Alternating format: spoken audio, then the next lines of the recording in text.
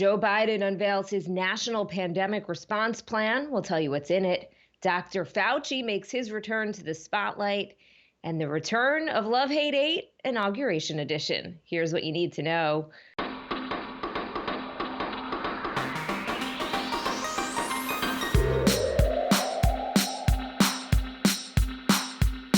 Good morning. This is Cheddar's Need2Know podcast for Friday, January 22nd. I'm Jill Wagner with Carlo Versano. Good morning, Carlo, with your bedhead and plaid shirt over there. Oh, come on. I don't have bedhead, do I? I was just gonna compliment you on your hair, but so much for that. Oh gosh, really? Sorry. That's all right. Jill, how are you on this Friday? You know, I was feeling I don't know about you, but I got this real sense of dread yesterday that just sort of like washed over me, like Sunday scary style, only on a Thursday. I don't know what it was. Maybe just like a hangover from the inauguration. But then I looked outside and it was 5 o'clock and it's light out at 5 o'clock now. So, you know, we're headed in the right direction here. Yeah, I noticed that because when we were feeding my daughter, when I was giving her dinner, it was kind of, the sun had not, it didn't look like midnight behind her a couple nights ago, and it was actually quite refreshing. Okay, let's get to the news. President Biden signed a slew of executive orders as part of a 200-page national pandemic response that the new administration is instituting immediately. Masks are now required on all federal property and for interstate travel and public transportation. International travelers will have to produce a negative COVID test before flying into the country and then abide by CDC quarantine guidelines. Federal agencies are now required to share virus data. A health equity task force is being created to address the disproportionate impact on minority communities. Biden also saying he fully expects the country to reach 500,000 COVID deaths next month, and that it will take months for us to turn things around. I actually found that pretty refreshing and reassuring because, I mean, it's pretty obvious that's the case. And it was at least nice to hear the leader of the country acknowledge that it wasn't all, you know, we weren't on the cusp of what was that thing that Trump used to say, like we're about to turn the corner. He gave some hard truths and we can take it at this point, right? These things that he's doing, I think, are all going in the right direction. You know, some will be more effective than others. A lot of the stuff we should have been doing from Jump Street. I'm not sure how the quarantine guidelines are ever going to be enforced in any situation. However, Puerto Rico actually has a system in terms of like a travel system that appears to work well from everything I've read. They do. You basically have to give a PCR test that is uploaded to the Puerto Rican Health Department portal. That then generates a QR code that is scanned to allow you to leave the airport. Anyone who's not in compliance has to test immediately and quarantine or turn back. It's all like on the spot, right? So that's where we're headed. You know, there's also this big question right now about whether we have hit this peak in this last surge and we're finally starting to see the numbers go down, or whether we're in this lull and we're about to get hit with another wave driven by some of these new variants. But daily cases are down 25% over the last 2 weeks, so that is good news. But listen, it's definitely going in the right direction, but they're down from such an elevated point. Of course. You know, in terms of perspective, we are still, you know, I think we're maybe down below 200,000 new cases, but we're still above 100,000 new cases. I remember there was a week when we used to do the predictions not that long ago where I predicted, we'll hit 100,000 daily cases. And it was like a stretch, right? I actually said it not totally thinking it would happen. So we are down, but we are just still so incredibly elevated. The president's $1.9 trillion COVID relief plan already facing signs of pushback among moderate Senate Republicans. Senators Murkowski and Romney have questioned the need for such a large bill, given that they just passed a $900 billion bill last month. So Biden's trying to get the Republicans, at least some, like the Murkowskis and the Romneys and the Collins of the world, on board for this. But a lot of the things that are in this bill can be done through this process of budget reconciliation, which doesn't require the 60 votes in the Senate. Bill Clinton used to say back in the day that he wanted to get caught trying. At least I like that term, caught trying, working with the other side, even if he knew it would fail, because then he could go it alone. and sort of say like, hey, I tried. And I think that's sort of I think Biden is up to something similar here. But we'll see. It'll be sort of like the first test of his calls for bipartisanship with this bill. Speaking of the Senate, a quick update on impeachment. Mitch McConnell looking to delay the upcoming trial for former President Trump until February so that his lawyers, President Trump's lawyers, have more time to prepare. Some Senate Republicans appear to be coalescing around this idea to try to dismiss the proceedings by claiming that it's unconstitutional to put an ex-president on trial. Any thoughts there, Carlo? Oh, sorry. Before we move on, really. No, I didn't know if you had to jump in.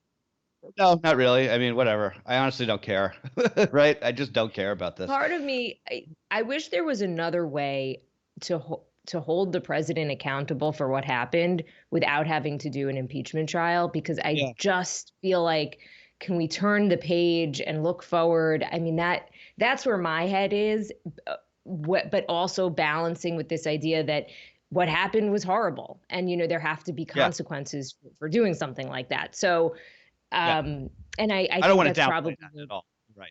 I don't want to downplay this idea. I mean, he is responsible for a lot of what happened on January 6th. But it's just like I just blah. Dr. Fauci returned to the White House briefing room saying that he felt liberated to be able to speak freely about the pandemic without being undercut by the administration. The nation's top infectious disease expert said the current situation is, quote, historic in a very bad sense. The good news, he says, is that the vaccines appear to be effective, if slightly less so, against the new variants of the virus. If the U.S. could get to 70 to 85% of people vaccinated by the middle to the end of summer, Fauci said that he is pretty confident that the country will approach a degree of normality by autumn. I mean, but he said it's a big if, right? And I think it seems like he thinks the biggest hurdle is going to be convincing 80%, 85% of people to get the vaccine. Yeah, I guess. I mean, I just don't worry. I mean, that is a worry. Right now, it's just not the worry, because right now the demand is outstripping the ability to actually give the shots. I mean, everybody I've talked to who is trying to get, trying to get vaccinated. I talked to my doctor yesterday, and he was like, it took me 2 weeks on this website, and I finally got a slot, and then it was canceled. I know that your parents have had the same issues. So yeah, that'll be an issue. We'll get there. But right now, it's like we got to get more shots in arms. But Fauci, did you watch Fauci yesterday? I did. The man looked like he had a new lease on life, you got to say. I mean, he literally looked 10 years younger. I thought he was going to do a kick line. Yeah. Sorry. Seriously. I just want to say one thing about the variants. I'm doing a report on Cheddar this morning, 11:45, if you want to watch, about the new variants. So I've been doing a lot of research this week on them. It's definitely a little bit scary. There's especially these two in South Africa and Brazil that appear to be the ones that are really worrisome in terms of their resistance to the Pfizer and Moderna shots, as well as their resistance to convalescent plasma treatments. They're not in the U.S. yet, at least that we know of. Remember, even if these strains aren't deadlier in and of themselves, more spread equals more cases equals more deaths. So they are something to worry about. And again, all the more reason for the vaccine, right?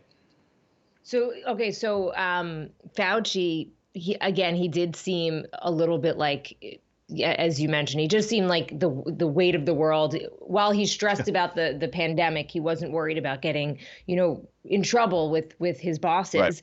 Right. There was actually video from earlier in the day of Biden and Fauci just saying hello to each other. And Biden was just like, hey, doc, and it was just this casual vibe. And it just seemed like, okay, they're working together. I never understood how Dr. Fauci became persona non grata in the White House. It just seemed like this is the guy that you want to just get behind. And right. If you want to get the pandemic under control. One thing I do want to add, look, President Trump had a very contentious relationship with the media. He's fake news. He called out he called out reporters personally. And that was not to just beat a dead horse. That was unprecedented. But I do hope that the White House press corps and the reporters on the Hill, all of us in the media, continue to ask tough questions and hold this White House accountable. I don't. Yeah. Maybe there's like a little honeymoon period right now, but the job of reporters is not to cheerlead the new administration, and it's we're all Americans and we want things to get better, but it's all a checks and balances. So I'll kind of just leave it there. Yeah, no, totally. All right, switching gears, we talked a bit this week about how some cities are benefiting from the COVID urban exodus, cities like Austin and Nashville, to name a couple. The entire housing market, though, is on fire. There are way more people in the US looking to buy a new home than there are owners looking to sell. So this has led to extremely tight inventories across many cities and suburbs. Home builders are racing to catch up with demand. Measures of new home construction ended 2020 at their highest levels since 2006, although labor and lumber shortages could threaten to put a stop on that momentum. So this is all. First of all, I'm sort of like obsessed with the housing market right now. So I know that we're doing these stories, and if you're not in the housing market, you're like, I don't care. So I get that. But it's actually very important economically. I mean, it's a huge part of the economy. But the tight market is being driven by just these several really interesting factors, right? You've got extremely low mortgage rates.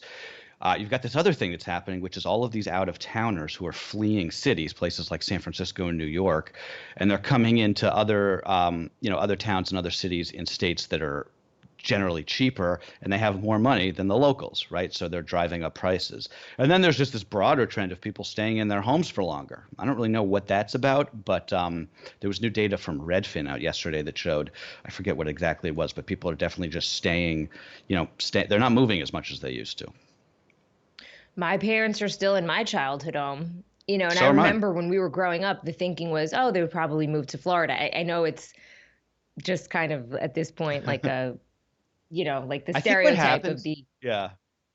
But no, I mean they're like, where are we gonna go? Our kids are Well, here, we're staying. that's exactly how my parents feel, and they live in Westchester, New York, which has like some of the highest property taxes in the country, and sometimes I'll say to them, I'm like, it's crazy you pay these taxes, like you don't have any kids in the public schools anymore, like you had this big house and it's just you two, and they say the same thing. They're like, where am I gonna go? My family's all here. All my stuff is in this, like 40 years of stuff is in this Right. house, right? Like, so I get that.